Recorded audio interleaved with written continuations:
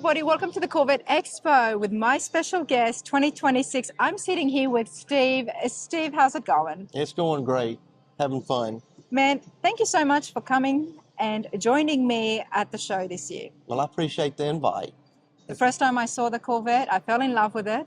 And I am going to say it's my favorite here at the show. It's the most beautiful Corvette, I believe, of 2026. It's spectacular. Thank you. I appreciate that. It's my first time to be at this show. I've never been here before. What do you think about Pigeon Forge? I love it. I love the show and being indoor. That's really nice. So I've always said that the Conte Centre is definitely right up there as one of my favorite venues. yeah, The lights, the hospitality, beautiful clean bathrooms, red carpet on the floor. right, What else would you want from an indoor venue? right at the front door on the red carpet. That's Well, perfect. I mean, the vet had to be, Yeah, right? yeah. What have you brought? Enlighten me and let my viewers know. Tell us a little bit about the beautiful Corvette. Well, Mike Goldman built the car for me, and this is my second build with the Goldmans. And when I wanted to build a coupe, and so we didn't have the car. So I told Mike, I said, I really want a Corvette Coupe. Mm-hmm. And he said, well, just by chance, he said, I got one. I said, well, what is it? And he told me it was a 64. And I said, well, that'd be pretty cool. He said, well, yeah, I mean, it's the kind of car we would want to take and build. And so he took me out to this extra little shop that he had and showed it to me. He said, this is it. And he said, Was it an all original 64? No, it was. I think the motor was already out of it. So I mean, it was just kind of it was a car ready for a custom build Okay, yeah. that he had his hands on. And so yeah, when I saw it, it was pretty much, it didn't have a motor, transmission or anything, just kind of more or less the hull. But that's what we started with. Yes. And so we started with that. And so when it got time to think about starting the car, we got into some conversations, and I thought, I go to the Barrett Jackson auctions a lot, buy some cars there, and I said, I might be interested in building a car for auction. I may try that just to see how that would work. Okay. And so I said, well, Mike, would you mind if we built this car, if I sold it after we built it? And he said, no. He said, but you sure you want to do that? I'm like, well, I'm thinking. I hope not. Are you still thinking? No. So This is right at the beginning. no, okay. this was at the beginning. All right, go on. So anyway. So that was where the conversation was. And You're not a stranger to Barrett Jackson auctions. No. I have seen you. We've been there before. So you're definitely familiar with the buying and selling. Right. And this build was supposed to be built to sell it at Barrett Jackson. And of course, was my original. Mike Goldman does spectacular builds. Okay, so keep going. Then what happened?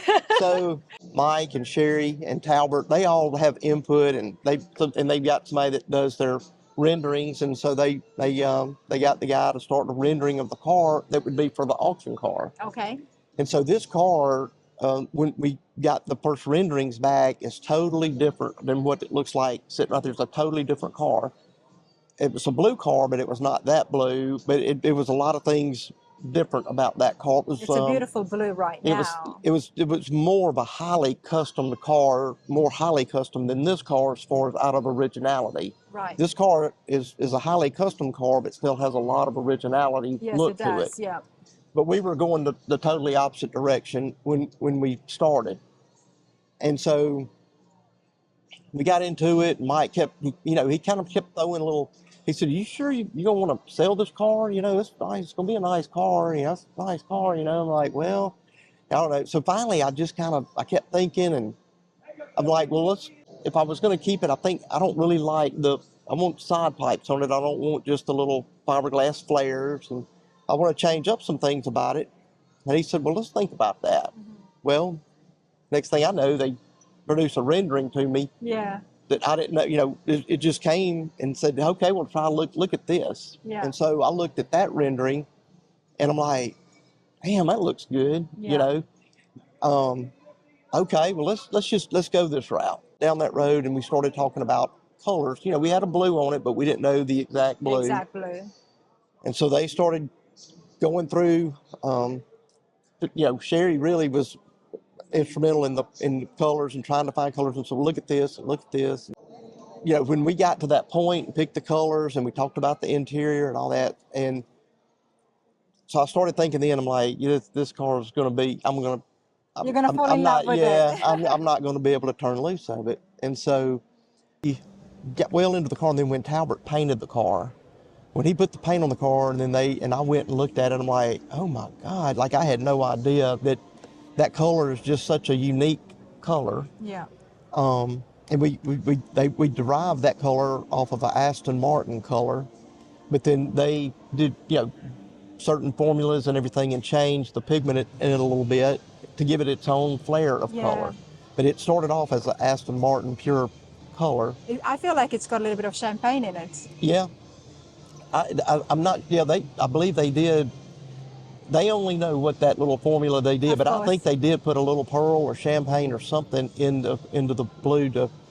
So when I went to look at it, like I said, I mean, I'm like, oh my God, this is like the most beautiful blue I've ever seen on anything. And, it just kind of kept growing. And then, they had the ideas for the custom wheels. Yes. So, the wheels to match the Stinger, the interior, and then they had the sidewall shave to also match the Stinger. That's what they had done. But also the Stinger is my favorite part, by the way. I was just telling a few people before when they were standing admiring it, I said, it's not like it has a very aggressive rake to it. It's not that, but maybe it's the Stinger or the contrast of the two different colors on the hood that really gives it like it's coming at you effect. Right. Yeah, I agree. I mean, and like I said, they did so many things. We didn't start off using I was not really a stack injection fan. And so Mike said, well, why don't, so they kind of had to lead me along, but I have to give them 100% credit, the road they took me down, because I was going to probably go down a totally different road. So, and that's the beauty of working with Mike and Sherry and Talbert, is they'll take your ideas and then they'll work with it, and then they'll mildly make suggestions to you and do some tweaking. And so that's exactly what they did. So I didn't really see that car a whole lot while it was getting built, but when I saw the final product, actually it was at Triple Crown. When I saw you, I had not seen that car. That was the first time you had seen it. That's the first time I'd seen it. There is footage on the Triple Crown of Rodding Everybody at Nashville Super Speedway where me and Steve were walking around as he had just, I think, a few hours after you had seen the car. Mm-hmm. But doesn't do it justice, which is why it was so important for us to sit here under the lights and to be with the Corvette. Fine. You're fine. So that was my first time. Yeah, that was my first time, and there was things about it like the valve covers on there has my little logo of what I put for my cars, and then the fact that they went to so much detail with all the framework painted the same color as the car. Now there's an LS under the stack injection. Yes. Which LS is it? It's the LS3 525. LS3. Yeah. Nice. Now you do like the LS engines. I love the LS3s. Yes. And I do love them. And the LS3 is my favorite. That was in the Camaro. And so that I told them, I said, let's go. Steve does have a brilliant Camaro that's also on the channel, everybody. Definitely like your cars. Thank you. And I love the fact that so much of you has been incorporated into the Corvette. Yeah. The 64 Corvette here, complete with those with the valve covers, put your logo in it. I mean, I love it because now you know what a great connection and relationship that you and the builder have got. That for is him right. to know and understand you. Without a doubt, I mean, throughout the build, it would have been pretty obvious that this is one that you cannot detach to yourself, at least not immediately. That is right. And we left Triple Crown with that car, and then we went to SEMA with it. And when we were at SEMA, I had someone approach me there and asked and said, could the car be bought? And I was like, no, it's not for sale. And that's uncommon for you because you're used to buying and selling cars all the time. They caught me way off guard. Yeah. And so the person said, well, I'm gonna let you think about it. I'll come back later. And they did. They came back later and said, are you sure? Because I came to buy, and are you sure? And I never put a price on it. I just couldn't do it. I just said, I can't do that. I've gone through all this, and I can't do it at this point. And I haven't taken that car home yet. It's been with Mike because we, going to different shows. Yes. And so it's just staying at his shop until maybe this summer will be the last place we take it. And then I'll take it home. Barrett Jackson, it did extremely well in Scottsdale in January. Yes. The top 5 is definitely a very, very small group, very hard to get in to be the top 5 at Barrett Jackson. And of course, the 64 Corvette was right there. Yes. And if you had been watching it on the TV or across the social media profiles, then you would have seen it, and it's so unmistakable. You cannot deny seeing the blue Corvette. Yep, it does stand out when you come into where it's at. So I'm really proud of it. It's one of those cars that for me, and I've said this about a few other cars on the channel before, it's one of those that does go down in the books. I hope you do not sell it. Right. Because I really hope you do not. And of course you might at some time in the future, but I hope you don't, because this you're not going to see one again. Right. It's a one-off, and it's not a one-off where it's just a regular color. It's a one-off that sticks out in a very good way, stands out, I should say. It's one-off that stands out no matter where it is or what show it is. Right. When I see it, I will compare it to the 12 Air by Dave Kindick. That's just me personally, because that's one that every time you see it, you know exactly what it is, and you're never going to forget it. You're never going to forget who made it. Your Corvette is exactly that as well. Well, I appreciate that. I feel like that as well. That's why I had to have you here and be part of my special guest. And you were the first Corvette, the first car that I thought of. Yeah. When I was asked by the show to present some cars here, I said, I got to get that Corvette in here. Yeah, I remember we were at Triple Crown, and you said, I'm going to want that car to come to a show, and I'll let you know. I told you, I'm not approaching anyone else. I want that there because I believe that everybody here would really appreciate it. It needs to be shown. And the Corvette Expo, it's absolutely massive. We've got Corvettes here from the 50s, stock, custom, modified, all the way to the late C8s and the modified ones. It's a whole range, but it definitely was fitting for this show. Well, like I said, I appreciate the invite. It's been most enjoyable. So I bet you've had a lot of questions. I have. I mean, I had somebody approach me here Thursday afternoon and asked could the car be bought. And I'm asking about questions in regards to the car and some of the different changes, because everybody's been looking and they like to pick their hair inside and they look inside the engine bay. And I'm thinking they must have a lot of questions. The most questions that gets asked when I sit here with the car, my time to spend around it, everybody wants to know what the color is. Everybody wants to know that color.